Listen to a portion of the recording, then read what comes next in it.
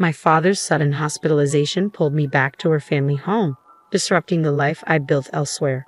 But upon my return 2 months later, I was greeted not by my husband but by a stranger. Stunned and disoriented, I struggled to comprehend the surreal scene unfolding before me. Who was this woman invading my space, and why was she here? Then my husband materialized, delivering a bombshell I never saw coming. "We've been divorced for 2 months," he announced coolly, adding insult to injury by revealing his plans to sell our home and claim the proceeds as alimony. Anger surged within me, boiling over at his callousness and self-interest. As his words sank in, a fierce determination ignited within me. "You have no idea what's coming," I seethed silently, vowing to reclaim control of my life. I'm Kathy, aged 42, and it's been 3 tumultuous years since I hurried into marriage on the cusp of 40. The once blazing flame of our love has dimmed to a mere flicker, overshadowed by the drastic changes in my husband, Bob, once the epitome of kindness. His transformation is staggering, leaving me yearning to scream out my frustration to the world. Just leave him, right? You might assume it's that simple, but for me, it's far more complicated. There's a reason I can't bring myself to walk away. My father, living alone back home, I can't bear the thought of burdening him with worry. My mother passed away before I even found love, let alone marriage, depriving her of the joy of grandchildren. Saying my final goodbyes to my mother without any significant news to share left a lasting mark on me. I couldn't bear to add to my father's concerns. Divorce isn't just about me, it's about sparing him unnecessary pain. Besides, I'm not particularly attractive or outgoing. Who would want a divorced woman in her 40s? If I end things, it's game over. So I resign myself to endure, repeating this mantra to quell any thoughts of leaving. Despite both my husband and I being full-time employees with similar incomes and work schedules, he acts as though he's the sole provider of our lifestyle. From the beginning of our marriage, he's assumed the role of the master of the house. "Where's my dinner? Why isn't it ready?" he demands upon my arrival home. "I've just walked in too. If you're hungry, why not help out?" I respond. "Why should I, a man, have to pitch in? Who do you think affords this lifestyle?" he retorts. Using gender as an excuse? That's outdated. Are people still making such chauvinistic remarks these days? I find myself constantly at odds with my husband, Bob, unable to contain my frustration. His responses to me are consistently patronizing, and this cycle has persisted for about a year now, with Bob's attitude only deteriorating. I've long ceased yearning for the way things used to be between us. To minimize our time together, I make a concerted effort to stay out on weekends and take breaks whenever possible. Being home with Bob, even on my days off, feels stifling. Thankfully, as long as I keep up with the housework, Bob remains silent on that front, a small silver lining in my unfortunate situation. Lately, I've taken to spending my days off exploring various cafes I've researched during the week, finding solace in their ambience and losing myself in books.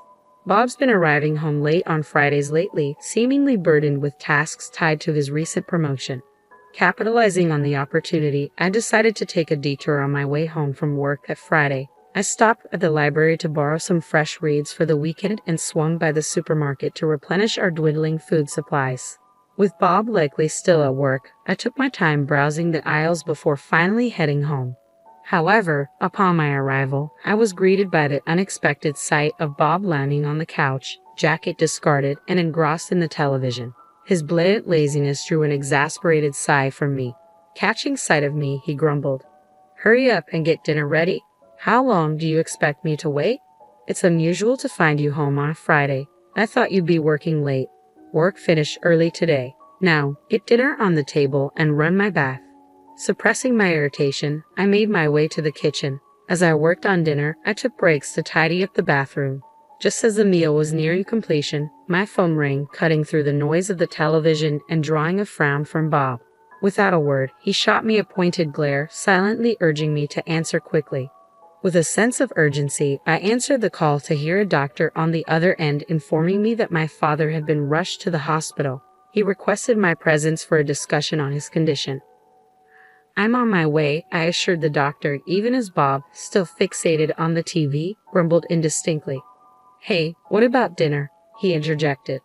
"My dad's been hospitalized. I need to go," I replied, incredulous at his lack of concern. "What about my dinner?" he persisted. His disregard for my father's situation was infuriating. For once, can you handle things on your own? Dinner's ready. Help yourself, I retorted, unable to conceal my frustration. Frustrated beyond measure, I couldn't contain my anger, and he responded with a burst of fury, his veins visibly pulsating. What's with the attitude?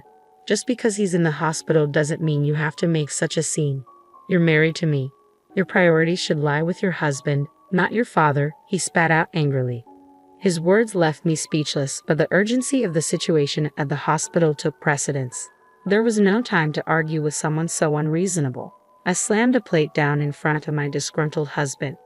Please take care of the dishes, I instructed tersely before hastily making my exit from the house.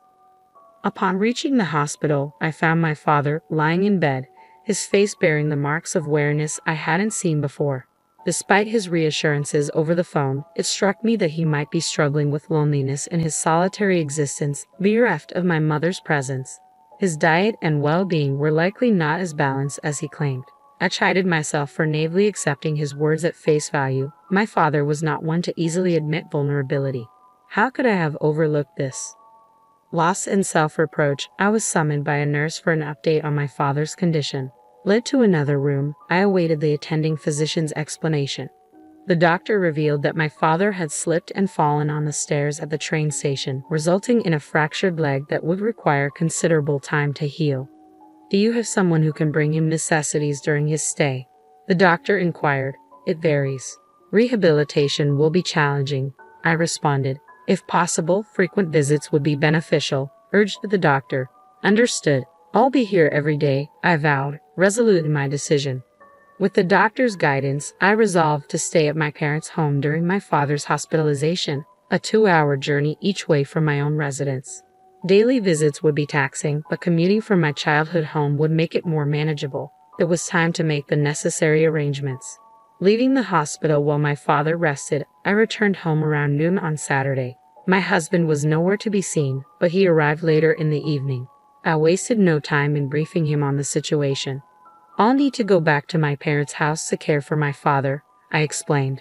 Predictably, his reaction wasn't favorable. Who will take care of me then? He grumbled. You're a capable adult. Can't you manage your own affairs? Even amidst your father-in-law's struggles, your concern remains solely on yourself. Can't you show a little cooperation? I shot back, exasperated. That's preposterous. It's only natural for a wife to tend to her husband, he retorted, his words a familiar refrain that only fueled my frustration. Fed up with his self-centered attitude, I proposed a compromise. Why don't we transfer my father to a local hospital? That way, I can balance caring for him with household chores. Fine, do that, he agreed, seemingly unfazed.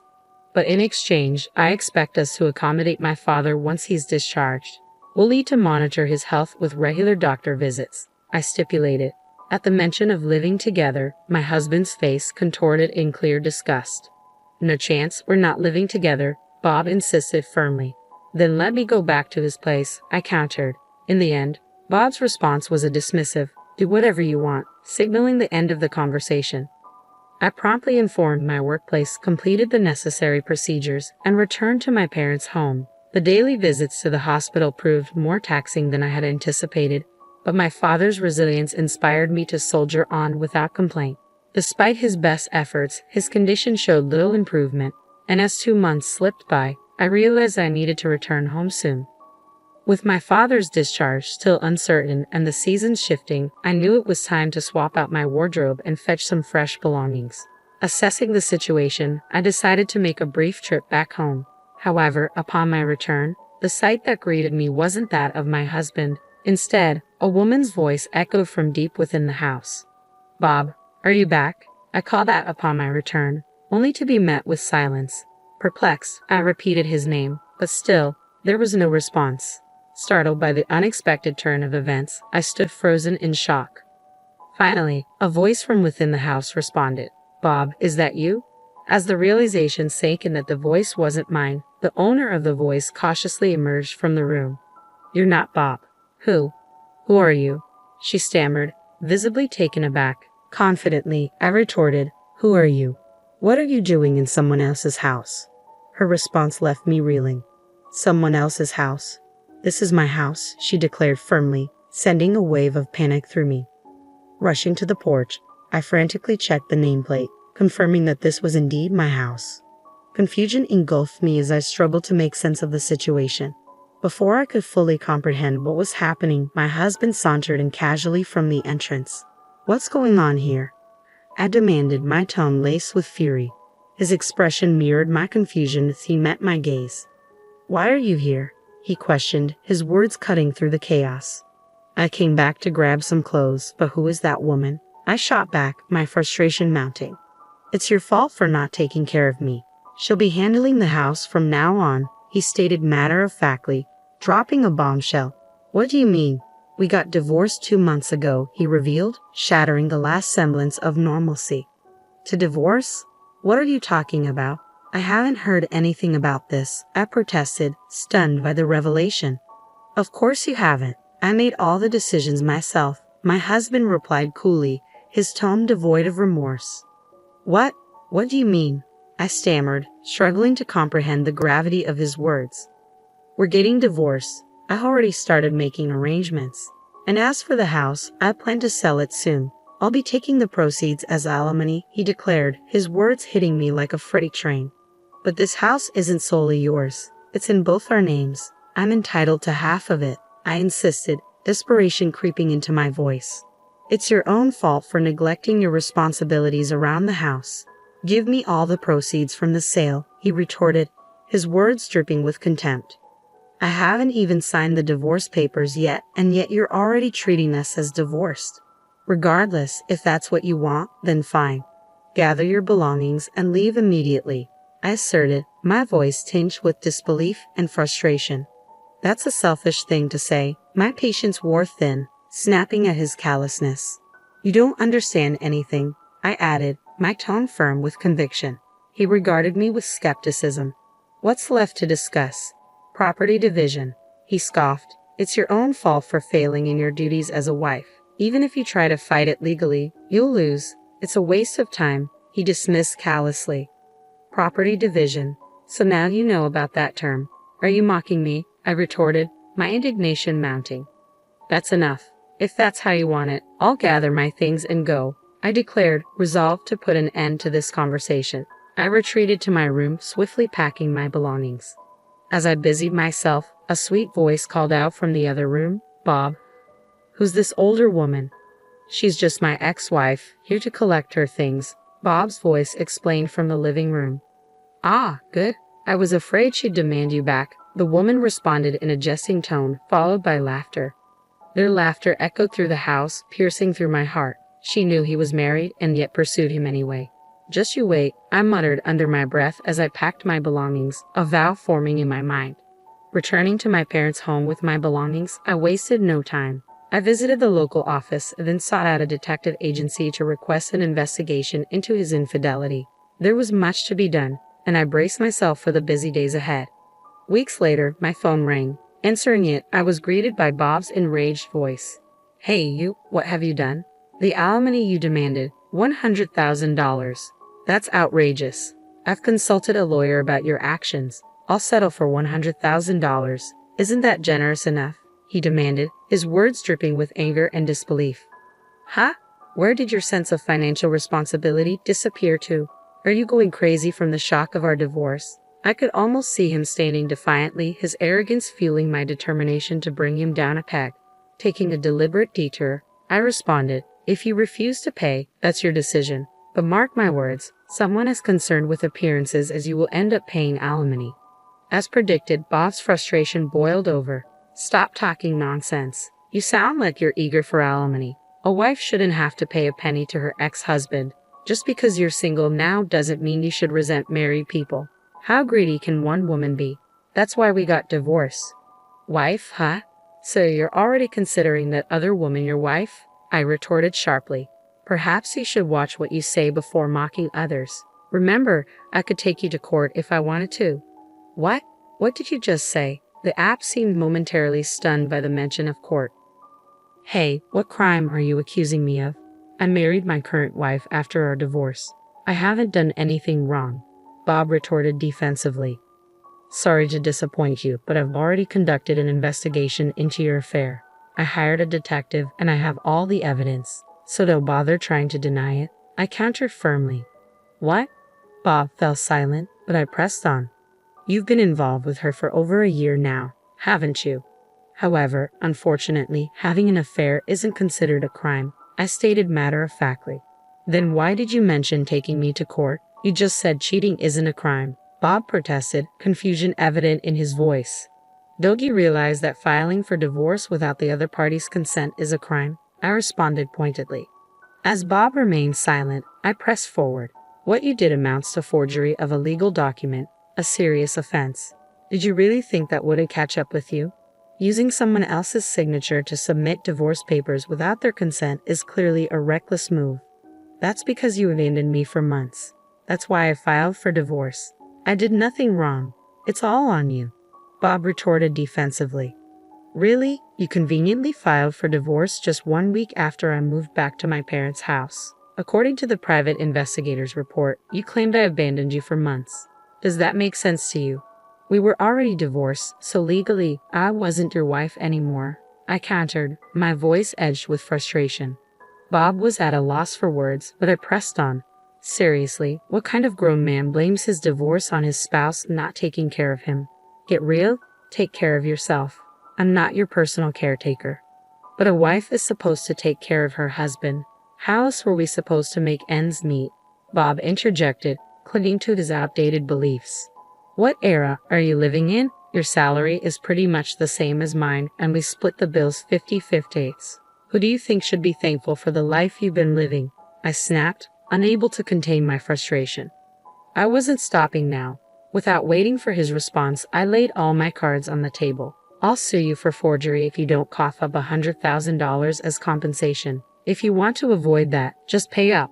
And don't think your mistress is off the hook. But make sure to get proper compensation from her too. Plus, I'll take half of the house sale and our joint savings as part of the property division.